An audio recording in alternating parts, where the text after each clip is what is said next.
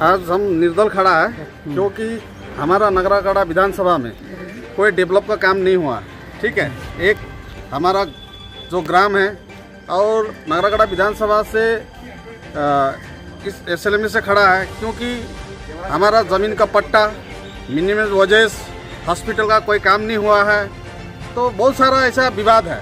Hospital का कोई व्यवस्था नहीं है, स्कूल शिक्षा का कोई व्यवस्था नहीं है। इस मुद्दा लेके मैं रॉबर्ट मुंडा नगरागढ़ कॉन्स्टिट्यूंसी से खड़ा हूँ। जीतने के बाद क्या होगा आपका काम?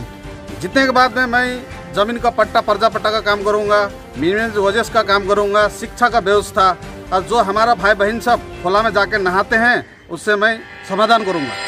अभी कौन दल থেকে দাঁড়াচ্ছেন? আমি निर्दल से खड़ा हो रहा। तो बीजेपी पर तृणमूल से कोई खपा है आपका?